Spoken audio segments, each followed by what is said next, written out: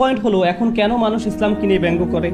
কেনই বা ওরা রসুল সাল্লাল্লাহু আলাইহি ওয়াসাল্লামকে নিয়ে মজা করে? কেনই বা রসুল সাল্লাল্লাহু আলাইহি ওয়াসাল্লামকে অপমান করে কার্টুন বানানো হয়?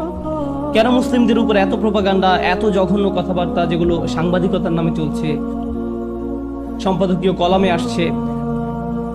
এই ব্যাপারটিকে দিনকে দিন আরো আকর্ষণীয় করা হচ্ছে। আগে তারা উগ্রপন্থী নিয়ে কথা বলতো, তাই না? তারা বলতো কিছু উগ্রপন্থী আর জঙ্গি ইসলামের ভার্সন নিয়ে, যেখানে ওরা সবাইকে খুন করতে চায় আর তারা নারীদেরকে ডাস্টবিনে ফেলতে চায়, ইত্যাদি ইত্যাদি।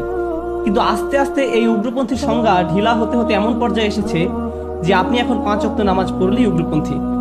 উগ্রপন্থী যা আগে ছিল উম্মতদের বেলায় প্রযোজ্য, এখন তারা বলে আপনি যদি একটু ইসলাম প্রকাশ করেন, অথবা আপনি যদি দেখতে মুসলিম হন,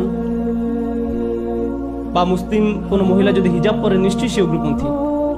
পুরুষদের বেলায় যদি দাড়ি থাকে তাহলে সে নিশ্চয়ই উগ্রপন্থী। আমেরিকায় এত খারাপ অবস্থা এখন হয়নি, কিন্তু ইউরোপের অবস্থা খুবই খারাপ। আমি ইউরোপে গিয়েছিলাম, আমি বলতে পারি সেখানকার অবস্থা ভালো না, অবস্থা খুবই খারাপ। মুসলিমদের উগ্রপন্থী হিসাবে দেখা হয়, কিন্তু প্রশ্ন হলো কেন? আমাদের এই মানসিকতা তৈরি হয়েছে যে তারা আমাদেরকে ধরতে আসবে, এই কাফিররা আমাদেরকে ঘৃণা করে, ওরা প্রতিনিয়তই আমাদের বিরুদ্ধে কার্টুন আঁকছে, তারা প্রোপাগান্ডা চালায়, তারা ইসলামের সব ব্যাপারকে ঘৃণা করে, তারা এটার পিছনে ছুটছে। ওরা ওরা ওরা আমরা নিজেদের আয়নায় দেখার একটু সময় পাই না।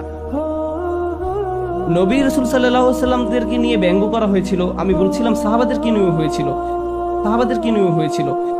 যেমন কোরআনে এসেছে ওয়ায়াসখারুনা মিনাল্লাযিনা আমানু, আর তারা ঈমানদারদের প্রতি লক্ষ্য করে হাসাহাসি করে। কাফিররা তাদেরকে নিয়ে মজা করে যারা বিশ্বাস করে। এখন মৌলিক প্রশ্ন হলো, কেন রাসূল সাল্লাল্লাহু আলাইহি ওয়াসাল্লাম ও সাহাবাদেরকে নিয়ে ব্যঙ্গ করা হতো, আর এখন ওরা আমাদেরকে কেন ব্যঙ্গ করে? এই দুইটির কারণ কি একই? আমি বলবো না, একই কারণ নয়। তাদেরকে ব্যঙ্গ করা হতো কারণ ইসলামকে বন্ধ করে দেওয়ার এটি একটা উপায় ছিল, এটি ইসলামের প্রসার ঠেকানোর একটি উপায় ছিল। কারণ তারা জানতো না আর কি করার আছে।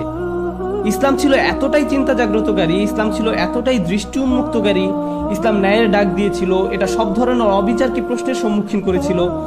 মানুষ ইসলামের দিকে কেন্দ্রীভূত হচ্ছিল, যুবক বৃদ্ধ সব ধরনের মানুষকে ইসলাম টেনে নিয়ে আসছিল।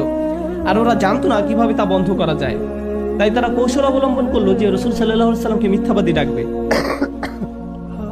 হয়তো আমরা তাকে উপহাস করতে পারি আর হেসে উড়িয়ে দেব যাতে সবাই মনে করে তারা কিছুই না। এটা তাদের কৌশলগুলোর অন্যতম ছিল।